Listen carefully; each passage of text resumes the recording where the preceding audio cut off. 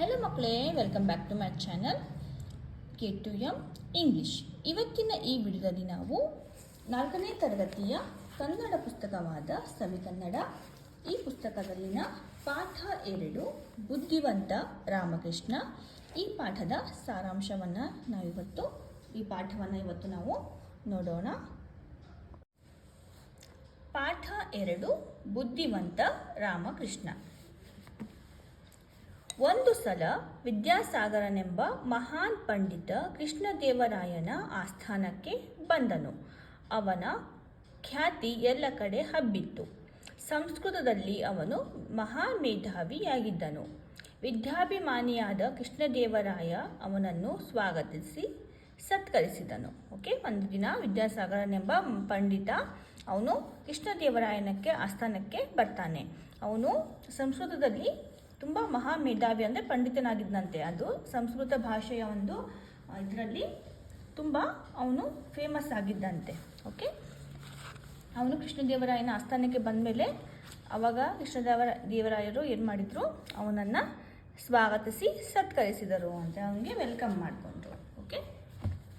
ನೋಡಿ, ಇಲ್ಲಿ ಇವರು ಕೃಷ್ಣದೇವರಾಯ ರಾಜ, ಇವರು ವಿದ್ಯಾಸಾಗರ. ಇಲ್ಲಿ ಕೂತಿದಾರಲ್ಲ ಅವರೆಲ್ಲ ಅವರ ಆಸ್ಥಾನದ ಪಂಡಿತರು. ಕೃಷ್ಣದೇವರಾಯನ ಆಸ್ಥಾನದ ಪಂಡಿತರು ಇವರು. ಮಹಾಪ್ರಭು, ನಾನು ನಿಮ್ಮ ಆಸ್ಥಾನದ ಪಂಡಿತರೊಡನೆ ವಾದ ಮಾಡಲು ಬಂದಿದ್ದೇನೆ ಎಂದನು ವಿದ್ಯಾಸಾಗರ. ಕೃಷ್ಣದೇವರಾಯ ಅದಕ್ಕೊಪ್ಪಿ ತನ್ನ ಆಸ್ಥಾನದ ಪಂಡಿತರ ಕಡೆ ನೋಡಿದ. ಅವರಾರು ವಾದ ಮಾಡಲು ಆಸಕ್ತಿ ತೋರಿಸಲಿಲ್ಲ. ಮಹಾಪ್ರಭು ನೋಡಿ, ಇಲ್ಲಿ ವಿದ್ಯಾಸಾಗರ ಏನಂತ ಹೇಳ್ತಾನೆ, ನಾನು ಮಹಾನ್ ಪಂಡಿತ, ನಾನು ನಿಮ್ಮ ಆಸ್ಥಾನದ ಇಲ್ಲಿ ಪಂಡಿತರು ಇದ್ದಾರಲ್ಲ ಅವ್ರ ಜೊತೆ ನಾನು ಒಂದು ಕಾಂಪಿಟೇಷನ್ ಥರ ವಾದ ಮಾಡಲು ಬಂದಿದ್ದೇನೆ. ತನ್ನ ಸಾಮರ್ಥ್ಯವನ್ನು ತಾನು ಸಮರ್ಥಿಸಿಕೊಳ್ಳಲು ತಾನು ಹೆಸರುವಾಸಿಯಾಗಲು ಈ ಪಂಡಿತರೊಡನೆ ಅವನು ಏನು ಮಾಡಿದ, ವಾದ ಮಾಡಲು ಚರ್ಚೆ ಮಾಡಲು ಬಂದಿದ್ದ. ಅಂತ ಕಾಂಪಿಟೇಷನ್ ಥರ. ಎಲ್ಲರೂ ಮೌನವಾಗಿರುವುದನ್ನು ಕಂಡ ವಿದ್ಯಾಸಾಗರ, ಇಂಥ ದೊಡ್ಡ ರಾಜನ ಆಸ್ಥಾನದಲ್ಲಿ ನನ್ನನ್ನು ಸೋಲಿಸುವ ಒಬ್ಬ ಪಂಡಿತನೂ ಇಲ್ಲವೆನ್ನುವುದು ಬೇಸರದ ಸಂಗತಿ. ನೋಡಿ, ಇಲ್ಲೆಲ್ಲರೂ ಅವರು ವಾದ ಮಾಡಲಿಕ್ಕೆ ಯಾರೂ ಒಪ್ಕೊಳ್ಳಿಲ್ಲ. ಅದಕ್ಕೆ ವಿದ್ಯಾಸಾಗರ ಏನಂತಾನೆ, ನೋಡಿ, ಇಷ್ಟು ದೊಡ್ಡ ನಿಮ್ಮ ಆಸ್ಥಾನದಲ್ಲಿ ಇಷ್ಟೊಂದು ಜನ ಪಂಡಿತರಿದ್ದೀರಾ, ನನ್ನ ಜೊತೆ ನೀವು ಯಾರು ವಾದ ಮಾಡೋಕ್ಕೆ ಇಲ್ಲ, ನನಗೆ ಇದು ತುಂಬ ಬೇಸರ ಆಗ್ತಾ ಇದೆ ಅಂತ ಅವನು ವಿದ್ಯಾಸಾಗರ ಹೇಳ್ತಾನೆ. ಈ ವಿಷಯ ಮೊದಲೇ ತಿಳಿದಿದ್ದರೆ ನಾನು ಇಲ್ಲಿಗೆ ಬರುತ್ತಲೇ ಇರಲಿಲ್ಲ ಎಂದನು. ನನ್ನ ಜೊತೆ ಯಾರು ವಾದ ಮಾಡಲಿಕ್ಕೆ ಒಪ್ಕೊಳ್ಳಲ್ಲ ಅಂತ ನನಗೆ ಮೊದಲೇ ಗೊತ್ತಾಗಿದ್ದರೆ ನಾವು ನಿಮ್ಮ ಆಸ್ಥಾನಕ್ಕೆ ಬರ್ತಾನೆ ಇರಲಿಲ್ಲ ಅಂತ ಹೇಳ್ತಾನೆ. ಆಗ ತೆನಾಲಿ ರಾಮಕೃಷ್ಣ ಎದ್ದು ನಿಂತು, ಇಷ್ಟು ಬೇಗನೆ ನೀವು ಈ ತೀರ್ಮಾನಕ್ಕೆ ಬರಬೇಡಿ ಎಂದನು. ವಿದ್ಯಾಸಾಗರ ಅವನತ್ತ ನೋಡಿ, ನೀವು ಯಾರು ಎಂದು ಕೇಳಿದರು. ತೆನಾಲಿ ರಾಮಕೃಷ್ಣ ಇವನು ಕೂಡ ಕೃಷ್ಣದೇವರಾಯನ ಆಸ್ಥಾನದಲ್ಲಿ ಇದ್ದ ಒಬ್ಬ ಪಂಡಿತ. ಅವನು ಎದ್ದು ನಿಂತು ಏನಂತಾನೆ, ನೀವು ಇಷ್ಟು ಬೇಗ ಈ ಥರ ಎಲ್ಲ ಮಾತಾಡಬಾರ್ದು ಅಂತ ಹೇಳ್ತಾನೆ. ವಿದ್ಯಾಸಾಗರನು ಅವನ ಕಡೆ ನೋಡಿ, ನೀನು ಯಾರು ಅಂತ ಕೇಳ್ತಾರೆ. ನಾನು ಒಂದೆರಡು ಗ್ರಂಥಗಳನ್ನು ಬರೆದಿದ್ದೇನೆ, ನನ್ನನ್ನು ತೆನಾಲಿ ರಾಮಕೃಷ್ಣ ಎನ್ನುತ್ತಾರೆ ಎಂದನು. ನಾನು ಕೂಡ ಒಂದು 2-3 ಗ್ರಂಥನ ಬರೆದಿದ್ದೀನಿ, ಪುಸ್ತಕಗಳನ್ನು ಬರೆದಿದ್ದೀನಿ, ನನಗೆ ತೆನಾಲಿ ರಾಮಕೃಷ್ಣ ಅಂತ ಎಲ್ಲರೂ ಕರೀತಾರೆ ಅಂತ ಹೇಳ್ತಾನೆ. ಅಂದರೆ ಅವನ ಹೆಸರು ತೆನಾಲಿ ರಾಮಕೃಷ್ಣ. ವಿದ್ಯಾಸಾಗರ ಮುಖ ಅರಳಿತು. ಹೌದೇನು, ನಾನು ನಿಮ್ಮ ಬುದ್ಧಿವಂತಿಕೆ ಬಗ್ಗೆ ಕೇಳಿದ್ದೇನೆ, ಆದರೆ ಬುದ್ಧಿ ಚಾತುರ್ಯಕ್ಕಿಂತ ಮುಖ್ಯವಾಗಿ ಆಳವಾದ ಅಧ್ಯಯನ ಮಾಡಿದವರು ಮಾತ್ರ ನನ್ನೊಂದಿಗೆ ವಾದ ಮಾಡಲು ಸಾಧ್ಯ ಎಂದನು. ಆವಾಗ ವಿದ್ಯಾಸಾಗರ ಏನಂತಾನೆ, ಓ ಹೌದಾ, ನಾನು ನಿಮ್ಮ ಹೆಸರು ಕೇಳಿದ್ದೀನಿ, ನೀವು ತುಂಬ ಬುದ್ಧಿವಂತರು ಅಂತ ನಾನು ನಿಮ್ಮ ಬಗ್ಗೆ ಕೇಳಿದ್ದೀನಿ ಅಂತ ಹೇಳ್ತಾನೆ. ಬರೀ ಬುದ್ಧಿವಂತಿಕೆ ಮಾತ್ರ ಇಲ್ಲ, ಗ್ರಂಥಗಳನ್ನು ಆಳವಾಗಿ ಅಧ್ಯಯನ ಮಾಡಿದವ್ರು ಮಾತ್ರ ನನ್ನ ಜೊತೆ ವಾದ ಮಾಡಲಿಕ್ಕೆ ಸಾಧ್ಯ ಅಂತ ಹೇಳ್ತಾನೆ. ಅದು ನನಗೂ ತಿಳಿದಿದೆ. ನೀವು ಯಾವ ಗ್ರಂಥದ ಮೇಲೆ ವಾದ ಮಾಡುತ್ತೀರಿ ಪ್ರಶ್ನಿಸಿದ ರಾಮಕೃಷ್ಣ. ಹೌದು, ನನಗೂ ಗೊತ್ತು, ಯಾರು ಆಳವಾಗಿ ಪುಸ್ತಕಗಳನ್ನು ಓದಿರ್ತಾರೋ ಅವರಷ್ಟೇ ವಾದ ಮಾಡಲಿಕ್ಕೆ ಸಾಧ್ಯ. ನೀವು ಯಾವ ಗ್ರಂಥದ ಮೇಲೆ ವಾದ ಮಾಡೋಕ್ಕೆ ಇಷ್ಟಪಡ್ತೀರಾ ಅಂತ ಕೇಳ್ತಾನೆ, ಪ್ರಶ್ನಿಸಿದ ರಾಮಕೃಷ್ಣ. ಅದಕ್ಕೆ ವಿದ್ಯಾಸಾಗರ, ನಿಮಗೆ ಇಷ್ಟವಾದ ಯಾವುದೇ ಸಂಸ್ಕೃತ ಗ್ರಂಥವಾಗಬಹುದು ಎಂದನು. ನಿಮಗೆ ಯಾವ್ದು ಇಷ್ಟ ಆಗುತ್ತೋ ಅದನ್ನೇ ತಗೊಳ್ಳಿ ಗ್ರಂಥ, ನಾನು ಅದ್ರ ಮೇಲೆ ವಾದ ಮಾಡ್ತೀನಿ ಅಂತ ಹೇಳ್ತಾನೆ. ಹಾಗಾದರೆ ನಾಳೆ ಸಂಜೆ ಇದೇ ಹೊತ್ತಿಗೆ ನಿಮ್ಮೊಂದಿಗೆ ವಾದ ಮಾಡಲು ಸಿದ್ಧನಾಗಿ ಬರುತ್ತೇನೆ ಎಂದನು ರಾಮಕೃಷ್ಣ. ಓಕೆ, ಸರಿ. ಹಾಗಾದರೆ ನಾಳೆ ಸೇಮ್ ಟೈಮ್ಗೆ, ಇದೇ ಟೈಮಿಗೆ ನಾವು ಇದ್ರ ಬಗ್ಗೆ ಡಿಸ್ಕಸ್ ಮಾಡೋಣ ಆಸ್ಥಾನದಲ್ಲಿ ಅಂತ ರಾಮಕೃಷ್ಣ ಒಪ್ಕೊಳ್ತಾನೆ. ಮಾರನೆಯ ದಿನ ವಿದ್ಯಾಸಾಗರ ಹೆಮ್ಮೆಯಿಂದ ಆಸ್ಥಾನವನ್ನು ಪ್ರವೇಶಿಸಿ ತನ್ನ ಪೀಠದಲ್ಲಿ ಕುಳಿತನು. ಓಕೆ, ಇವನೆಂಥ ವಾದ ಮಾಡುತ್ತಾನೆಂದು ಎಲ್ಲರೂ ಆಶ್ಚರ್ಯದಿಂದ ಕಾದು ಕುಳಿತಿದ್ದರು. ರಾಮಕೃಷ್ಣ ಸ್ವಲ್ಪ ಹೊತ್ತಿನ ಅನಂತರ ಬಟ್ಟೆಯಲ್ಲಿ ಸುತ್ತಿದ ಕಟ್ಟನ್ನು ಸೇವಕನ ಹತ್ತಿರ ಹಿಡಿಸಿಕೊಂಡು ಸಭೆಗೆ ಬಂದನು. ಓಕೆ, ನೆಕ್ಸ್ಟ್ ದಿನ ಇಬ್ಬರು ಮತ್ತೆ ಆಸ್ಥಾನಕ್ಕೆ ಬರ್ತಾರೆ. ವಿದ್ಯಾಸಾಗರ ಅವನು ತನ್ನ ಪೀಠದಲ್ಲಿ ಕುತ್ಕೊಳ್ತಾನೆ. ಆವಾಗ ಬೇರೆ ಎಲ್ಲ ಪಂಡಿತರು ಏನು ಮಾಡ್ತಾರೆ, ಇವನು ಯಾವ ರೀತಿ ವಾದ ಮಾಡ್ಬೋದು ಅಂತ ಅವ್ರಿಗೆ ಆಶ್ಚರ್ಯ ಆಗುತ್ತೆ ಅವ್ರಿಗೆ. ಅವರೆಲ್ಲರೂ ಒಂಥರ ಕ್ಯೂರಿಯಾಸಿಟಿಯಿಂದ ಕಾದು ಕುತ್ಕೊಂಡಿರ್ತಾರೆ. ಓಕೆ, ಆಗ ರಾಮಕೃಷ್ಣ ಏನು ಮಾಡ್ತಾನೆ, ತನ್ನ ಸೇವಕನನ್ನು ಜೊತೆಗೆ ಕರ್ಕೊಂಡು ಬಂದು ಅವನ ಕೈಯಲ್ಲಿ ಕೆಲವೊಂದಿಷ್ಟು ಗಂಟನ್ನು ಕೊಟ್ಟಿರ್ತಾನೆ. ಓಕೆ, ಆ ಕಟ್ಟಿನಲ್ಲಿ ಏನಿದೆ ಎಂದು ಯಾರಿಗೂ ಊಹೆ ಮಾಡಲಾಗಲಿಲ್ಲ. ಓಕೆ, ಆ ಗಂಟಿನಲ್ಲಿ ಅಂದರೆ ಅದು ಬಟ್ಟೆ ಸುತ್ತಿದ ಗಂಟಿನಲ್ಲಿ ಏನಿತ್ತು ಅಂತ ಯಾರು ಗೆಸ್ ಮಾಡಲಿಕ್ಕೆ ಆಗಲಿಲ್ಲ. ರಾಮಕೃಷ್ಣ ತನ್ನ ಪೀಠದಲ್ಲಿ ಕುಳಿತು ವಿದ್ಯಾಸಾಗರನಿಗೆ ಹೇಳಿದನು, ನಾನು ಸಿದ್ಧನಾಗಿದ್ದೇನೆ ಸ್ವಾಮಿ, ನಾನೂ ಸಿದ್ಧ, ಪ್ರಾರಂಭಿಸೋಣ ಎಂದು ವಿದ್ಯಾಸಾಗರ. ರಾಮಕೃಷ್ಣ ಏನಂತಾನೆ, ನಾನು ವಾದ ಮಾಡಲಿಕ್ಕೆ ನಾನು ತಯಾರಾಗಿ ಬಂದಿದ್ದೀನಿ ಅಂತಾನೆ. ಅದಕ್ಕೆ ನಾನು ರೆಡಿಯಾಗಿದ್ದೇನೆ ಅಂತ ಹೇಳಿ ರಾಮಕೃಷ್ಣ ಮತ್ತು ವಿದ್ಯಾಸಾಗರ ಇಬ್ಬರು ಸ್ಟಾರ್ಟ್ ಮಾಡ್ತಾರೆ. ವಾದಕ್ಕೆ ಯಾವುದೇ ಗ್ರಂಥವನ್ನು ನಾನು ಆರಿಸಿಕೊಳ್ಳಬಹುದೆಂದು ತಾವು ಹೇಳಿದ್ದೀರಿ ಎಂದನು ರಾಮಕೃಷ್ಣ. ಇದಕ್ಕೆ ವಿದ್ಯಾಸಾಗರ, ಹೌದು, ಯಾವುದನ್ನು ಬೇಕಾದರೂ ಆರಿಸಿಕೊಳ್ಳಿ ಎಂದನು. ಓಕೆ, ಏನಂತಾನಿಲ್ಲಿ, ನೀವು ವಾದ ಮಾಡಲಿಕ್ಕೆ ಯಾವ ಗ್ರಂಥವನ್ನು ತಗೊಳ್ತೀರಾ ಅಂತ ಕೇಳಿರ್ತಾನೆ ಹಿಂದಿನ ದಿನ. ಆವಾಗ ವಿದ್ಯಾಸಾಗರ ಏನು ಹೇಳಿರ್ತಾನೆ, ನಿಮಗೆ ಯಾವುದು ಇಷ್ಟ ಆಗುತ್ತೋ, ನಿಮಗೆ ಯಾವುದು ಬೇಕಾವೋ ಅದೇ ತಗೊಳ್ಳಿ ನೀವು ವಾದ ಮಾಡಲಿಕ್ಕೆ ಗ್ರಂಥವನ್ನು ಅಂತ ಹೇಳಿರ್ತಾನೆ. ಓಕೆ, ಅದನ್ನು ಒಮ್ಮೆ ನೆನಪಿಸ್ತಾನೆ ಇಲ್ಲಿ. ಓಕೆ, ರಾಮಕೃಷ್ಣ ನೆನಪಿಸ್ತಾನೆ ವಿದ್ಯಾಸಾಗರನಿಗೆ. ತನ್ನ ಎದುರಿಗಿದ್ದ ಕಟ್ಟನ್ನು ತೋರಿಸಿ, ನಾನು ಈಗ ಈ ತಿಲಕಾಷ್ಟ ಮಹಿಷ ಬಂಧನದ ಮೇಲೆ ವಾದ ಮಾಡುತ್ತೇನೆ, ಆರಂಭಿಸಲೇ ಎಂದನು. ತಿಲಕಾಷ್ಟ ಮಹಿಷ ಬಂಧನ. ವಿದ್ಯಾಸಾಗರ ಕಣ್ಣರಳಿಸಿದ. ಅದು ಎಂದು ತೊದಲಿದನು. ಓಕೆ, ನೋಡಿ, ಅವನು ಒಂದು ಬುಕ್ ತೆಗಿತಾನೆ. ಬುಕ್ ತೆಗೆದ್ಬಿಟ್ಟು ಇದ್ರ ಹೆಸರು ತಿಲಕಾಷ್ಟ ಮಹಿಷ ಬಂಧನ, ಇದು ಗ್ರಂಥ ಇದೆ, ನಾನು ಇದ್ರ ಮೇಲೆ ವಾದ ಮಾಡ್ತೀನಿ ಅಂತ ಹೇಳಿ ತೆನಾಲಿ ರಾಮಕೃಷ್ಣ ಹೇಳ್ತಾನೆ. ಆಗ ವಿದ್ಯಾಸಾಗರ ಅದು ತಿಲಕಾಷ್ಟ ಮಹಿಷ ಬಂಧನ ಅಂತ ಇದೆಯಲ್ಲ, ಈ ಗ್ರಂಥದ ಹೆಸರನ್ನು ಅವನು ಕೇಳೇ ಇರಲ್ಲ. ಓಕೆ, ನಾವು ನೋಡಿ ಕೆಲವೊಂದ್ಸಲ ನಾವೀಗ ಸ್ಕೂಲಲ್ಲಿ ಟೇಬಲ್ಸ್ ಕೇಳ್ತೀನಿ ಅಂತ ಸಡನ್ನಾಗಿ ಟೇಬಲ್ಸ್ ಕೇಳೋಕ್ಕೆ ಸ್ಟಾರ್ಟ್ ಮಾಡಿದ್ರೆ ನಮ್ಗೆ ಗೊತ್ತಿರೋದು ನಾವು ಹೇಳಿರ್ತೀವಿ, ನಮ್ಗೆ ಗೊತ್ತಿಲ್ಲದೆ ಇರೋದನ್ನು ನಾವು ಕೆಲವೊಂದು ಸ್ವಲ್ಪ ತೊದಲ್ತೀವಿ. 7 1 8 1 ಅಂತ ನಾವು ತೊದಲ್ತೀವಲ್ಲ. ಸೊ ಆ ಥರ ಅವನು ಕೂಡ ಅದ್ರ ಬಗ್ಗೆ ಅವ್ನು ಕೇಳಿನೇ ಇರಲಿಲ್ಲ ಈ ಗ್ರಂಥದ ಬಗ್ಗೆ. ಸೊ ಹಂಗಾಗಿ ಅವನು ಅದು ಅಂತ ಹೇಳಿ ಸ್ವಲ್ಪ ನಡಕ ಇದು ಮಾಡ್ತಾನೆ. ಓಕೆ, ಏಕೆ ನಿಮಗೆ ತಿಲಕಾಷ್ಟ ಮಹಿಷ ಬಂಧನ ತಿಳಿದಿಲ್ಲವೇ? ಇದು ನಮ್ಮೂರಿನಲ್ಲಿ ದನ ಕಾಯುವ ಹುಡುಗನಿಗೂ ಗೊತ್ತು ಎಂದು ಹೆಮ್ಮೆಯಿಂದ ಹೇಳಿದನು ರಾಮಕೃಷ್ಣ. ವಿದ್ಯಾಸಾಗರ ತಲೆ ಕೆಡಿಸ್ಕೊಂಡನು. ಓಕೆ, ತಿಲಕಾಷ್ಟ ಮಹಿಷ ಬಂಧನ ನಿಮಗೆ ಗೊತ್ತಿಲ್ವಾ? ಈ ಗ್ರಂಥ ನಮ್ಮೂರಿನ ದನ ಕಾಯನಿಗೂ ಗೊತ್ತು ಅಂತ ಅವನು ಸ್ವಲ್ಪ ಹೆಮ್ಮೆಯಿಂದ ಹೇಳ್ಕೊತಾನೆ. ಆವಾಗ ವಿದ್ಯಾಸಾಗರ ತಲೆ ಕೆಡುತ್ತೆ. ಓಕೆ, ಒಂಥರ ಮಂಕಾಗ್ತಾನೆ, ಮುಖ ಮಂಕಾಯಿತು.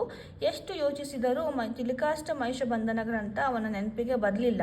ಓಕೆ, ಅದ್ರ ಬಗ್ಗೆ ಕೇಳಿರಲಿಲ್ಲ, ಅವನು ಓದಿರಲಿಲ್ಲ ಇಲ್ಲೂ. ಸೊ ಹಾಗಾಗಿ ಅವನಿಗೆ ಆ ನೆನಪಿಗೆ ಬರಲಿಲ್ಲ ಏನಿರ್ಬೋದು ಅಂತ. ಓಕೆ, ಇದೊಂದು ಹೇಗೆ ನನ್ನ ಕಣ್ಣು ತಪ್ಪಿಸಿಕೊಂಡಿತ್ತು ಎಂದು ಅವನು ಪೇಚಾಡಿಕೊಂಡನು. ಓಕೆ, ನಾನು ಎಲ್ಲ ಗ್ರಂಥನ ಓದಿದ್ದೀನಿ, ಈ ತಿಲಕಾಷ್ಟ ಮಹಿಷ ಬಂಧನ ಈ ಗ್ರಂಥ ನನ್ನ ಕಡೆಯಿಂದ ಕಣ್ಣಿಗೆ ಎದ್ದು ಕಾಣಿಸ್ತಿಲ್ಲ, ಹೆಂಗೆ ತಪ್ಪಿಸ್ಕೊತಿದ್ದು, ನಾನು ಓದಿಲ್ಲವಲ್ಲ, ಎಲ್ಲೂ ಕೇಳಿಲ್ವಲ್ಲ ಅಂತ ಅವನು ಸ್ವಲ್ಪ ಪೇಚಾಟಕ್ಕೆ ಹೋಗ್ತಾನೆ. ಓಕೆ, ಆಗ ಮಹಾಪ್ರಭು, ಏಕೋ ನನ್ನ ದೇಹಾರೋಗ್ಯ ಸರಿಯಿಲ್ಲ, ವಾದವನ್ನು ನಾಳೆ ಆರಂಭಿಸಲು ಅಪ್ಪಣೆ ಕೊಡಿ ಎಂದು ವಿದ್ಯಾಸಾಗರನು ಮಹಾರಾಜನನ್ನು ಬೇಡಿಕೊಂಡನು.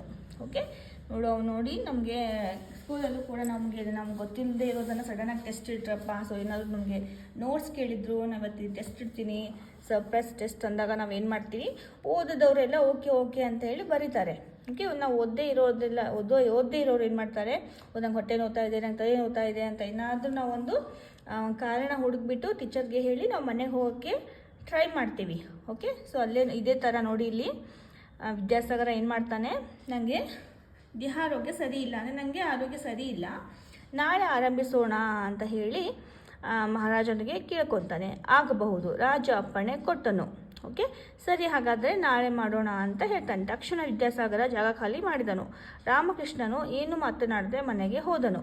ಓಕೆ, ನೋಡಿ ಇಲ್ಲಿ ಆವಾಗ ಅವನೇನೋ ಒಂದು ತಪ್ಪಿಸ್ಕೊಳ್ಳೋಕ್ಕೆ, ನನಗೆ ಹುಷಾರಿಲ್ಲ, ನಾನು ಮನೆಗೆ ಹೋಗ್ತೀನಿ, ನಾಳೆ ಮುಂದುವರ್ಸೋಣ ಅಂತ ಹೇಳಿ ವಿದ್ಯಾಸಾಗರ ಹೋಗ್ತಾನೆ. ಆಗ ರಾಮಕೃಷ್ಣನು ಏನು ಮಾತಾಡಲಾರ್ದೆ ಮನೆಗೆ ಹೋಗ್ತಾರೆ. ಮರುದಿನ ಅದೇ ಸಮಯಕ್ಕೆ ಅದೇ ಕಟ್ಟನ್ನು ತೆಗೆದುಕೊಂಡು ರಾಮಕೃಷ್ಣ ಗಂಭೀರವಾಗಿ ಸಭೆಗೆ ಬಂದನು.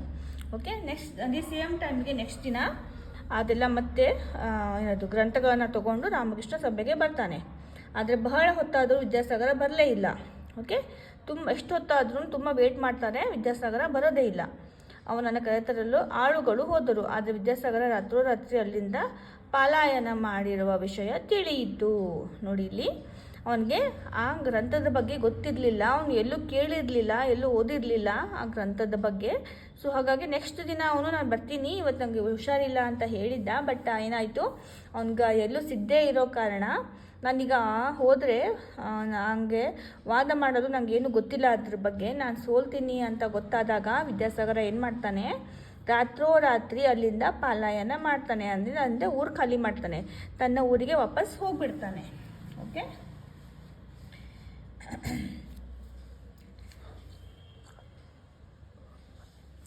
ಇಡೀ ಸಭೆ ರಾಮಕೃಷ್ಣನಿಗೆ ಜಯಕಾರ ಹಾಕಿತು. ನಿನ್ನಿಂದ ನನ್ನ ಆಸ್ಥಾನದ ಮರ್ಯಾದೆ ಉಳಿಯಿತು.